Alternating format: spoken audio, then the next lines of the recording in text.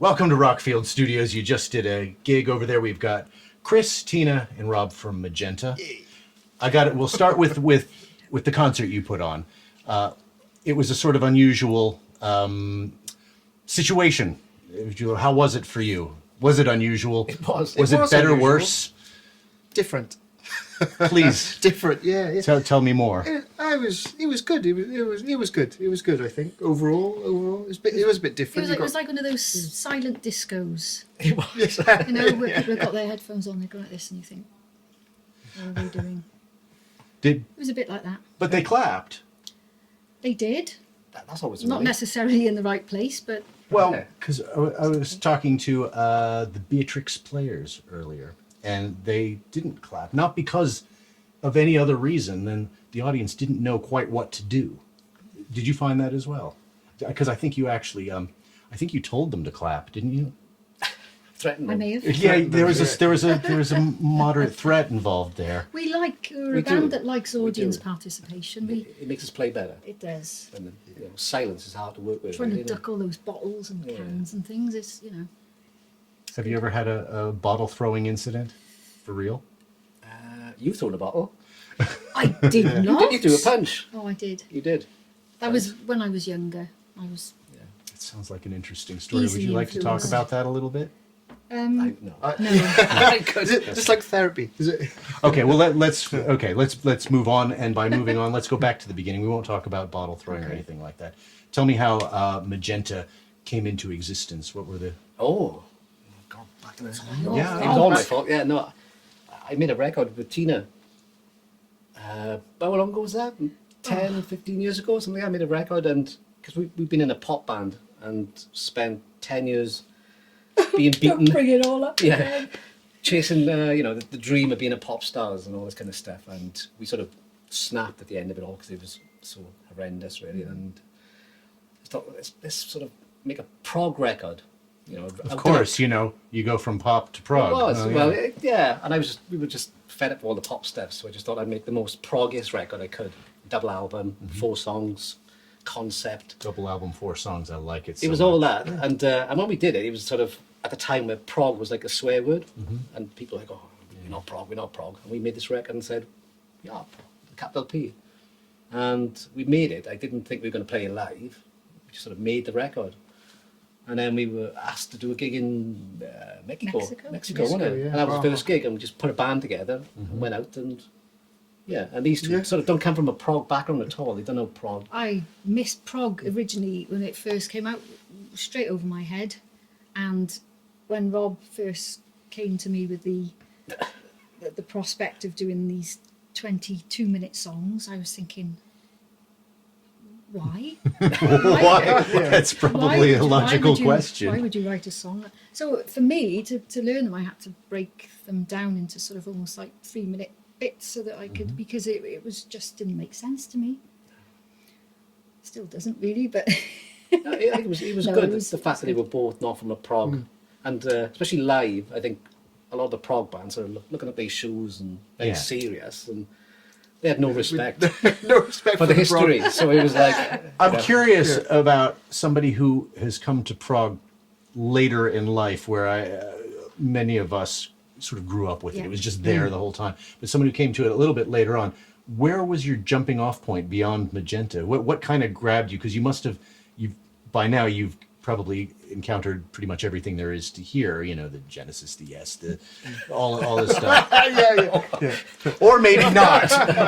Would you like me to make you a mixtape? yes. I mean, I've got to admit, it's really difficult because, I've done interviews where people, I think, have just expected me to have this, quite a vast knowledge of progressive rock, and I really haven't. And I feel a little bit ashamed, but I also now I'm just honest about it and say that it's Own still, that. I still don't listen to much prog at all, to be honest with you. I'm just That's being okay. honest. I'm not But it's- judging you. No, I know. That's Well, fine. In please fact, don't- perhaps you could look at it as it puts you in a unique position that you don't have all the noise of all the other stuff And you can work in sort of a very pure environment of where you're coming up with stuff. Yes, yeah. Mm, I mean, I exactly. know that, over the years, and sometimes, Rob has actually been criticised to some extent. Oh, I didn't tell you that, did I? No. Oh, What? no, it's Which sort part? of for the influences. You're very Oh. open about your influences, and the first Magenta album was, you actually said on the album as well, I'm making this, Yeah. in sort of with reference to all the people that influenced me, and people would say, oh, that bit of that song, that sounds like Yes, and it was that bit from that track, and I didn't know. Those references I didn't know. good. To me it just sounded like Bob had written it, and that was it. Ever been curious to go and kind of go, oh, that part sounded like that bit of Yes, maybe I should go and listen to it? just say no. Just say no. I'm putting you on the Lazy, I'm a spot. bit lazy. That's I am. there is some good stuff there, though. Oh no, I do appreciate that. Now, you tend to. Who? So, are you the creative core, for lack of a better word? Are you or how much is the rest of the band involved in the writing process? Oh, it varies really. A lot of the stuff I write on my own, and then just bring it, and say, here you are. You play this. Do we want with it? And Okay. well, no, and there's rough guides and stuff because I've kind of got the sort of references of knowing where we go with it. But we do write some stuff together as well, because we used to write loads of stuff during the pop era. So, and I think it's nice to bring a lot of that into the prog thing. There's always a hook and a chorus. It's not like self-indulgent, even though it's 20 minutes long. It's just 4 pop songs sewn together and sold as a prog. And technically, the 4th prog song would be actually the first song again to just pull the whole thing into a nice tiny package, yeah. right? Yeah, it's a bit of that. Or You present something. it, but, you've got to have a hook in there. You've got to have a chorus. Yeah. I think we come from the pop background, which I think helps the songs. Have you ever come in with a song and presented it to the other guys in the band, and someone said, "Oh, I have an idea," and that's taken the song in a completely different direction? And surprised you? Yeah, no, definitely. When we come to record it, when we do the guitars and the bass and the drums and stuff, I like that, because when I do it, otherwise it's just going to sound like me, and I get more excited when everyone brings their own stuff to it and sings it and differently or plays it better, obviously. The guitars and things, I put a guide down. Yeah. The best part is the vocal. I know Tina struggles because I put these demos, which are such high quality vocal. It's suffering. And she can listen because I can't sing it. And so there's a bit of comedy in that. But they shall never be released, the demos. Or shan't. Yeah. Now, Footprints. now, am I right in thinking that you have sort of a punk background? So yes, does yeah. the punk predate the pop? So have you gone punk, pop, prog? Yes. If you got the a lot of Ps in there, isn't it? it's the trifecta or the trifecta, perhaps. Yes. But so you've come from a punk background. Well, I was I suppose I was about 14 when I got into punk, and that was initially because I've got an older sister. She's about 4 years older than me, so I was sort of following in her footsteps. There's always an older sibling in there somewhere. Yeah. Yes, that's responsible. So it was her fault. But yeah, it was just something. I think it was the whole thing at the time. It was just the energy, and we were watching a program the other night, or last night, was about like the skinhead movement, and very, very violent times, the 70s, 60s and 70s, I suppose. And there was just so much energy around, and I latched onto that, and I loved all the punk stuff, and it gave young kids, because I was about 14 when I started playing in a band, playing bass quite badly, I think, but it didn't matter at the time. It was something that you could just get up on stage and do it. So yeah. Any particular bands that you were drawn to at that time? Well, there was the Clash and the Damned, Patti Smith. But then I also loved it when Kate Bush came out, and it was that sort of. I suppose people say that is progressive. Yeah.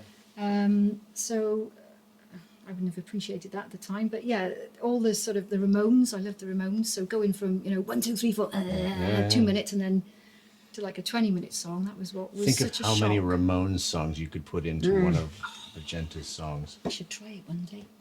Do a punk prog epic. That would be weird. So I'm imagining there are probably. So have you got pictures of you in your punk movement? Any of you? There's a few. Well, you were Yeah. into your punk, weren't you? Yeah. Well, What was like an the band indie called that you indie were in? band. Yeah. Well, with things through the nose and Yeah, it was all a bit. Yeah, the scruffy look.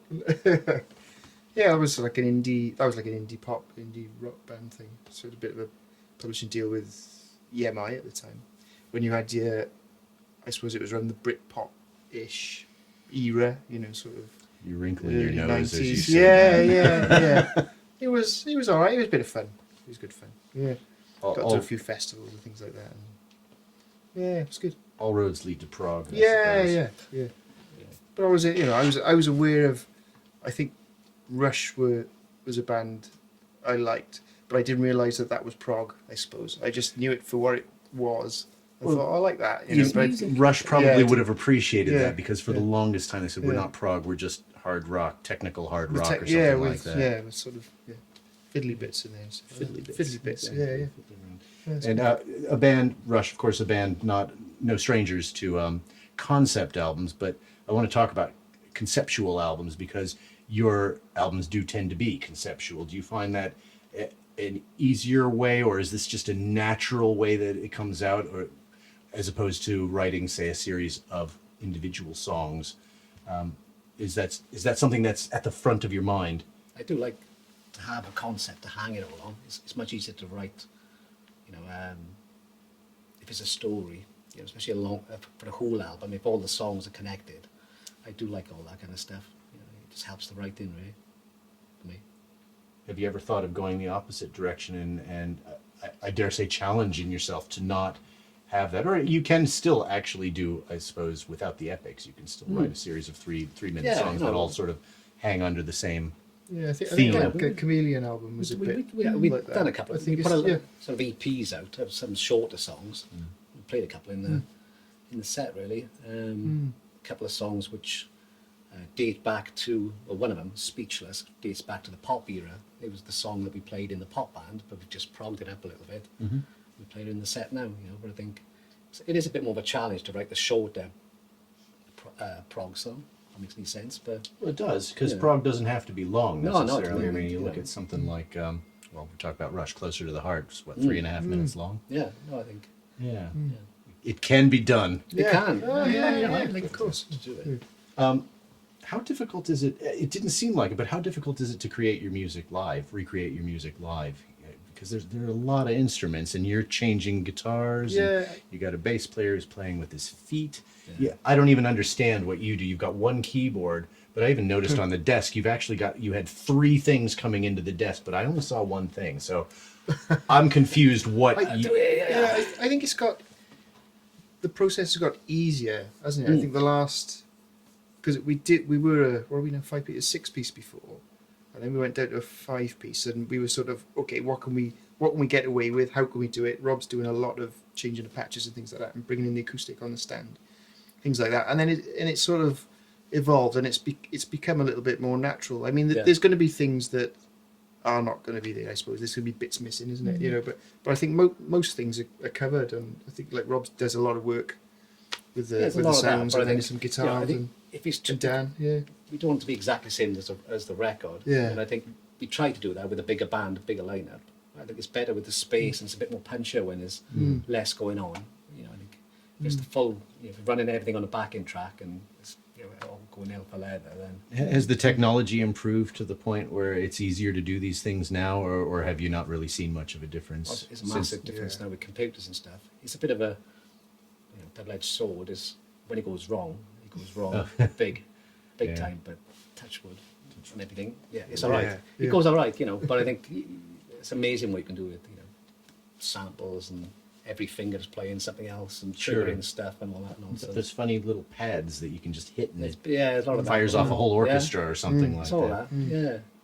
Yeah. it's a nice challenge as well to do because it's nice to be able to just turn up with an acoustic guitar and do things like that, but it's also nice to think that through. And it's like, right, how are we gonna are we going to do Yeah. this? And it's But we do a lot It's of quite gigs like that. satisfying then, The, yeah, acoustic gigs we do every year. We do like an unplugged gig in an old chapel, and there's piano, guitar, vocal, a little bit of acoustic drums. But that shows that the songs work without all the They nonsense. stand So it. it's stripped Isn't back. that the test of any good Well, it song? is. If you can put a different treatment on it Yeah. and it still sounds good, it's a good song. It's good I fun think as well, well. the essence of everything that you do is it's the melody, isn't it? It's all You about know, the and melody. if you've got a really strong melody, I think that will stand up.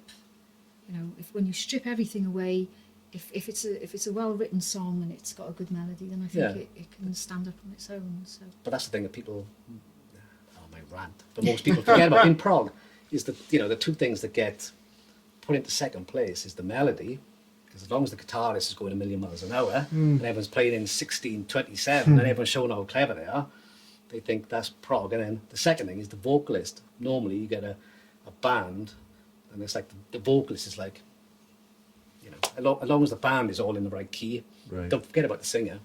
The singer can be, as long as it doesn't get in the way of the guitar. But the biggest prog bands, Genesis, Pink Floyd, and Rush, great singers, distinctive singers, and great songs, melodies. I had a conversation with a musician who shall remain nameless, but he said we were talking about Yes and how their most recent albums just somehow, in his opinion, weren't up to the level of the earlier ones. And he said the reason that is because back in the old days, John Anderson would come in with a little quirky song, just a little piece of a song, and they would develop it out from there, and they would expand it. Whereas the most recent albums, he felt like they all came in with their little bits and sort of stitched them together. Hope for the best, And, yeah. and so they weren't really songs. Do you think there's merit in that? You've got to have the song to start with. Yeah. Then you can't just. You can check technology at it and production and all that kind of stuff and hope for the best. But when you strip it back, it's got to work on the guitar with a melody and a chorus and a hook, and it's got to have some kind of structure and stuff, And then you can tart it up with all the fancy playing after, But at the heart of it, it's got to be a good song. Yeah, and it can't just be prog. Can't just be. It sometimes is, but it shouldn't be. What did you say? 16, 20, 27, 16? Oh, it's all that nonsense. And a million miles per hour. There's a place for it, but the biggest bands that rise above everyone else are the bands that can write songs and got a great singer, a distinctive singer. So, speaking of which, is there anybody that you're hearing these days that interests you? Whether that's pop or prog or anybody, because where is music these days? It's a question that I certainly love getting into deep and heavy conversations about. But is there anybody that you hear that you go, there's something in that? There's something going on there that's open to all of you. Yeah. I think I struggle with I've been New listening to stuff. a bit of that London glamour, it's really and that's Yeah. sort of something that sort of it's jumped out great, at me. great songs again. isn't it? Great songs. She's Singer, got she's an amazing yeah, singer. distinct, very really really good. It's difficult because there's the other thing I think in the way that people live their lives nowadays is that you haven't you haven't got time sometimes to sit down and listen to things, and Yeah. so I'm forever like jumping about. I very rarely sit down and listen to a whole album. I don't know. It's just.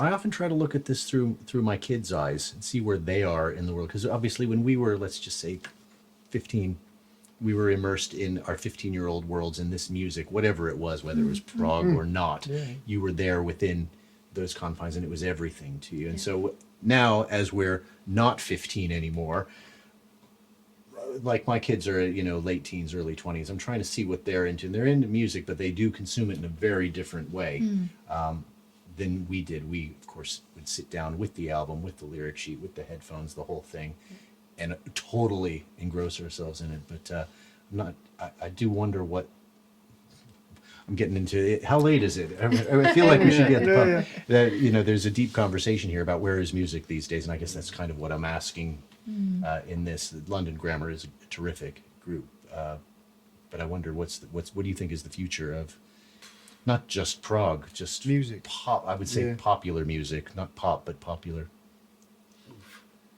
Go on, it's an And easy even question. you. But it's difficult. I mean, with the way it's consumed now, I suppose it's lessened importance of it. Maybe I don't know whether it's a little bit more throwaway. I don't know, by the consumers, isn't it, as opposed Yeah, to I don't know. Yeah. But I think it's hard to come up with something Mm. original Mm. anymore.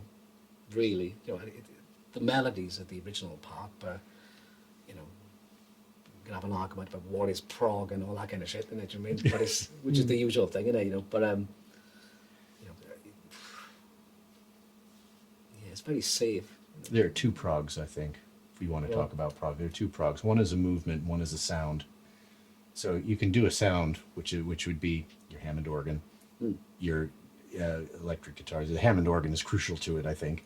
Or the movement, which is someone like, a lot of people said Radiohead was progressive. Personally, I didn't hear it, but I kind of understand what they're trying to say. It's moving music forward in a new direction. And they certainly didn't sound anything like Yes or Genesis, I would say. But that's my 2 cents. Yeah. It's not about me. Let's talk more about Magenta, though. What are your future plans? What's next? What What's is next? next? We've got gigs coming up. A couple of gigs. Yeah, we've got some gigs coming up. What are we doing? Oh yeah, we're off to Holland in about 2 weeks in Bordeaux in a festival there. Prog Dreams. Prog Dreams. And then we got 3 more Then gigs. we're haven't doing we? 3 gigs of 2 albums complete. So we're doing the last album. And We Are Legend. We Are Legend, and we're doing 7, complete as well. So we're doing. When is all that happening? What month? That's April the 8th, 9th, 10th. Yeah, so I that's think gonna I be a got that right. challenge. Yeah, And we've got some extra players in the band. yeah. So we got oboe and flute joining us for that as well. So Yeah, just to You don't augment get the much sound. oboe in popular music these days. Not enough. It's not enough. There should be Yeah, more. yeah. Beautiful sound. Yeah. Beautiful. Yeah, Like yeah. oboe. So that'd be good. Yeah. Well, I wish you all the best with all of that, and thank you very much for taking the time. I enjoyed the concert. I hope you did as well. What an unusual Yeah, what a way to do a It's gig. different, isn't it? Yeah, It's yeah. the future. Yeah, It's the yeah. future. Yeah, yeah. Okay. Anyway, thanks very much, Chris, Tina, and Rob. Thank you. Magenta, Thank you. going by their albums.